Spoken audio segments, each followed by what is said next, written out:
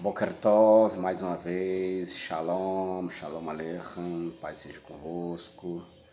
Estou aqui com o estudo em mãos sobre as profecias de Isaías, a partir do capítulo 53, verso 5 em diante. Que diz assim a palavra de Hashem, do Eterno. Vehu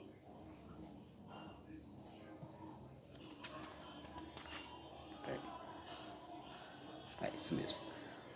Vehu mecholal mi peshaenu medukar me avonotenu musar leshomeinu alav uvahavurato nirpar lanu. Tradução. E ele foi profanado pelas nossas transgressões, oprimido pelas nossas iniquidades. A disciplina da nossa paz estava sobre ele, e pelo seu ferimento fomos curados. Profanado pelas nossas transgressões, Israel foi chamado de povo santo, separado para seu Elohim. Deuteronômio 7, verso 6. Entretanto, as transgressões da maioria rebelde do povo fizeram com que sua vocação à santidade fosse profanada. Isso ocorreu também com a terra de Israel e com o templo sagrado, Ezequiel 24, verso 21. A disciplina da nossa paz estava sobre ele. A disciplina, a palavra de exortação ao arrependimento que pode sempre trazer a paz sobre todo Israel, está na boca dos justos dentre o povo. O ímpio, todavia, rejeita a palavra de correção e ignora a disciplina. Nessa passagem, há uma espécie de reconhecimento de que a palavra proferida pelo servo do Eterno é aquilo que pode trazer a paz. Jeremias 25, versículo 4, Jeremias 29, 19, 35, versículo 15, Daniel 9, versículo 6 e 10. Pelo seu ferimento fomos curados. Os justos de Israel sofreram terrivelmente pela opressão e pelo aperto dos inimigos do povo de Hashem. Entretanto, foram justamente estas feridas que trariam a paz e a cura para todo o povo. Nunca faltaram justos em Israel para pedir e rogar ao Eterno pelo povo rebelde.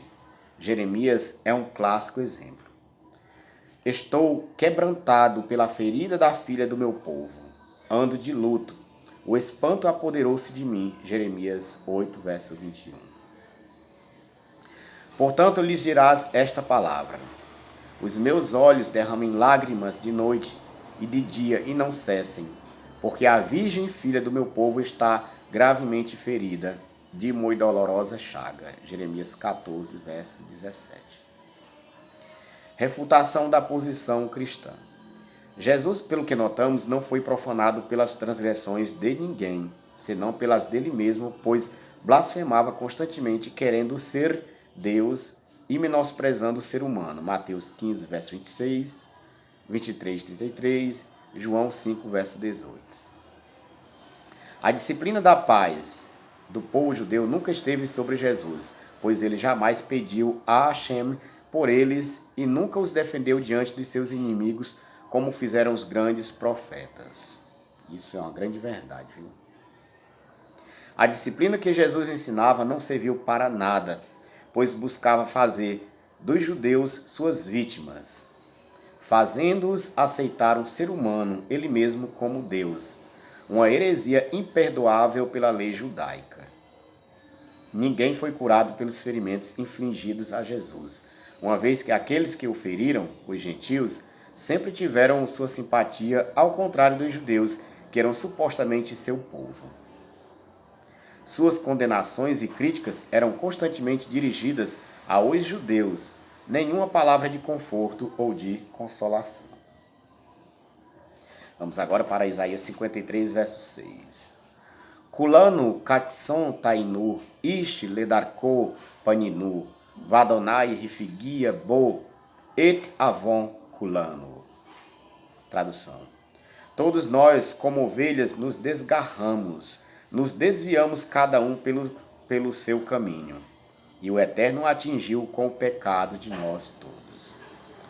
Como ovelhas nos desgarramos, O povo de Israel sempre foi comparado nas Escrituras às ovelhas do pasto, guiadas por Hashem.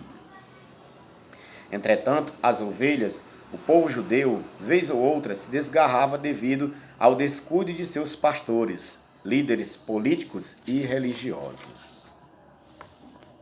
Jeremias 50, verso 6. O povo de Hashem como ovelhas desgarradas, seus pastores as fizeram errar. Ezequiel 34, verso 6. O povo de Hashem como ovelhas espalhadas por todas as nações. O Eterno o atingiu com o pecado de nós todos.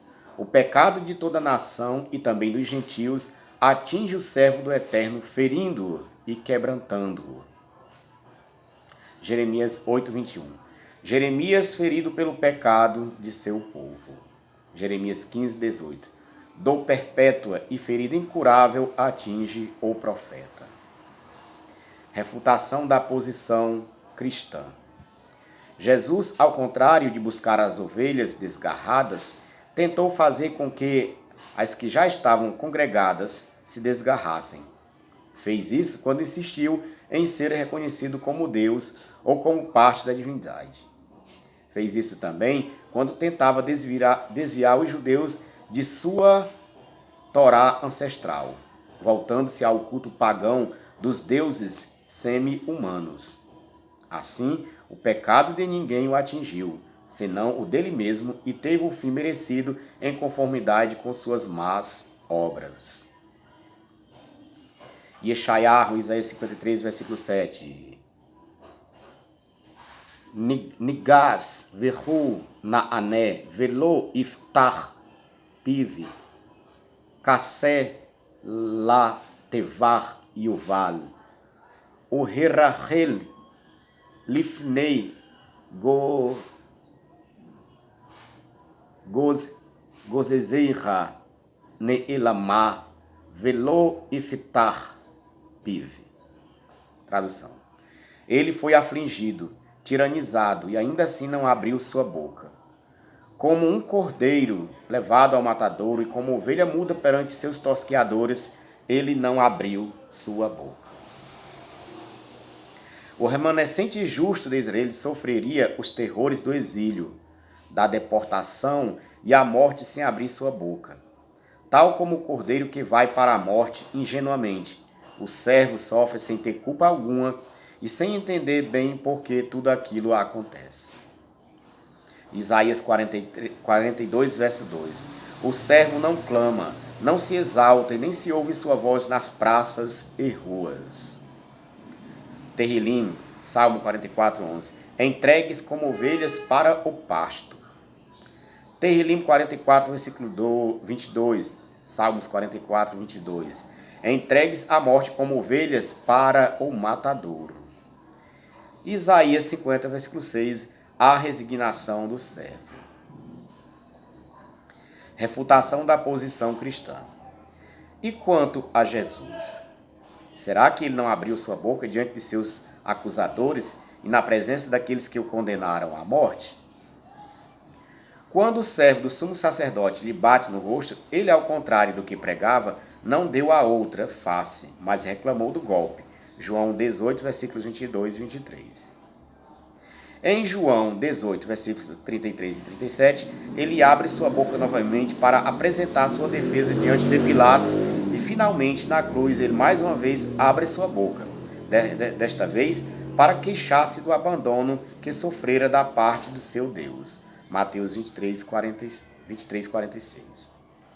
Assim, Jesus definitivamente não se enquadra a figura de uma ovelha muda, que não abre a boca diante de seus tosqueadores, isto é, como alguém que, por estar fazendo a vontade de Hashem, sofre resignadamente a opressão dos inimigos. Vamos para Isaías 53, versículo 8, no hebraico e no português. Me otser o mi mishpat lukar, ve'et doro mi yesoreach, ki nigzer me'eretz ha'im, mi pecha a mi nega l'amor. Tradução. Pela opressão e pelo juízo foi tirado, e sua geração quem mencionará?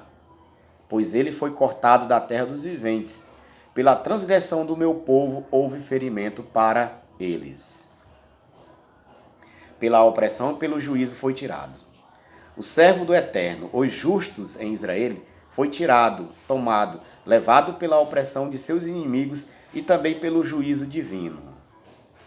A combinação desses dois fatores fez com que o servo passasse por todas as crises e que pudesse, assim, por seu testemunho fiel, servir de meio para trazer novamente a paz ao povo de Hashem. A opressão na passagem refere-se aos inimigos do povo de Hashem, Babilônia, Grécia, Roma, a igreja, etc. O juízo, por sua vez, reflete a mão de Hashem, que fere o servo, atingindo com todo tipo de aflições e que mais tarde traz-lhe a cura. Vê Oséias 6, versículos 1 ao 3. E sua geração, quem mencionará?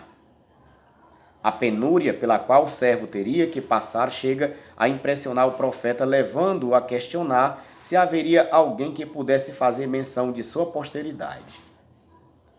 O sofrimento que os servos de Hashem passariam colocaria em risco toda a sua geração. Os seus inimigos certamente não pouparam esforços na tentativa maquiavélica de eliminar da face da terra sua incômoda presença. Entretanto, apesar do duro castigo imposto ao servo, há o anúncio da redenção e do livramento. Tu não temas, servo meu, Yaakov, diz o Eterno, porque estou contigo, pois destruirei totalmente todas as nações para onde te arrojei. Mas a ti não te destruirei de todo, mas castigar-te-ei com justiça, e de modo algum te deixarei impune. Jeremias 46, verso 28. Ele foi cortado da terra dos viventes.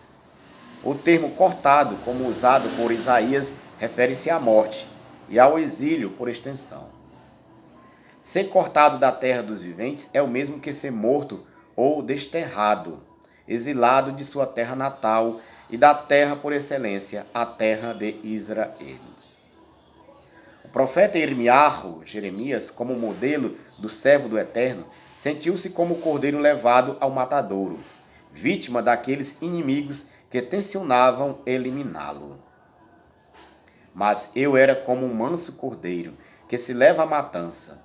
Não sabia que era contra mim que maquinavam, dizendo: destruamos a árvore com o seu fruto e cortemo-la da terra dos viventes, para que não haja mais memória do seu nome. Jeremias 11, 19.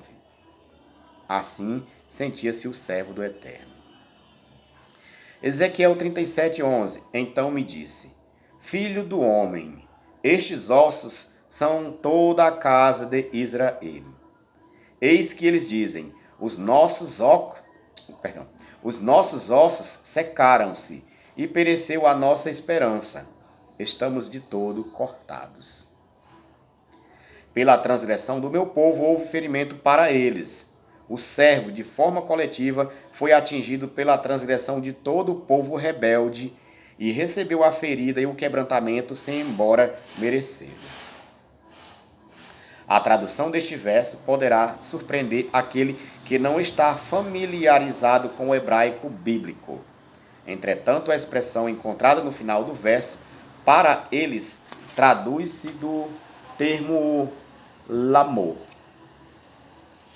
Esta expressão hebraica é encontrada em cerca de 20 versos nas Escrituras, especialmente em Jó 24, 17 e Salmo 88, versículo 8, onde a mesma é vertida pela Almeida como para eles. Note o plural. No caso de nosso texto, Isaías 53, 8, não poderíamos esperar que as versões em português ou em qualquer outra língua moderna vertesse o termo desta forma, no plural, pois isto seria um golpe fatal na ideia cristã de que o servo do Eterno, retratado pelo profeta, seria uma só pessoa, no caso, Jesus. Percebemos aí, e em muitos outros casos, a desonestidade intelectual dos chamados eruditos cristãos. Ao usar o plural para eles, Isaías demonstra cabal e insofismavelmente que o servo do Eterno é um personagem coletivo. Não trata-se, portanto, de uma só pessoa, mas sim de várias. Como vimos, o termo inclui todos os justos de Israel de todas as gerações, profetas, patriarcas, reis e pessoas comuns que fizeram a vontade de Hashem, chamando o restante do povo ao arrependimento e à conversão. Refutação da posição cristã. Jesus não foi levado pela opressão dos inimigos do povo de Hashem, pois, ao contrário dos profetas das Escrituras, não denunciou o opressor estrangeiro, antes conivente com ele. Cedeu a Roma, quando tacitamente concordou com o pagamento dos pesados tributos impostos pelos dominadores. Mateus 28, 21. Entretanto, nos evangelhos não vemos jamais ele devolvendo os dízimos no templo. Jesus nunca criticou o poder político dominante, no caso o Império Romano. Preocupou-se mais em falar mal dos líderes e príncipes do seu povo. Mateus 23. Algo condenado pela lei bíblica. Êxodo 22, verso 28. Quando inquirido sobre sua pretensa identidade messiânica diante do potentado romano, ele acovardou-se, não assumindo publicamente o que ensinava aos seus chegados, isto é, que ele seria o Messias enviado de Hashem.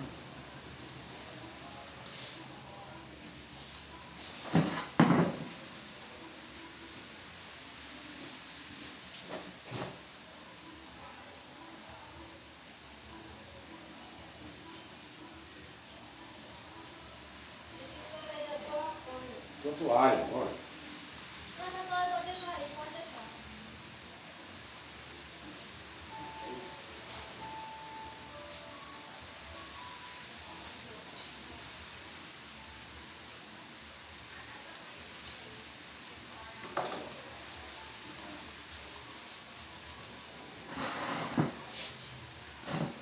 Peço perdão, tive que sair ali para poder fazer o serviço. Mas continuando.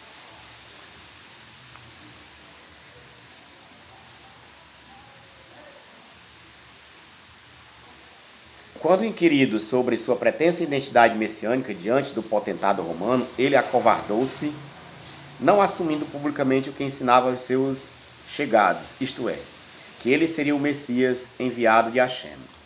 Ele certamente não o fez diante de Pilatos, porque isto poderia acarretar em crime de lesa majestade, podendo ser acusado de insurreição política.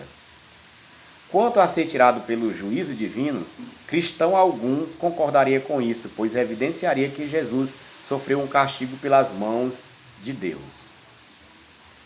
A geração de Jesus, isto é, sua memória, não correu jamais risco de ser esquecida, uma vez que sua doutrina prevaleceu no mundo de então, ganhando todo o orbe romano por decreto a partir do século III da Era Comum.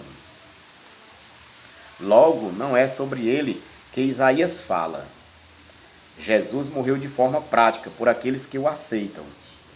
Logo, sua morte só pode significar alguma coisa para as pessoas que acreditam que seus pecados afetaram-no, causando sua sina fatídica na cruz.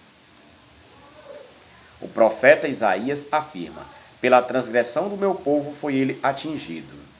Isaías pertencia ao povo judeu, e para os judeus, a morte de Jesus não tem o valor que os cristãos lhe conferem. Logo, Isaías falava sobre outras pessoas, e não sobre o Deus cristão.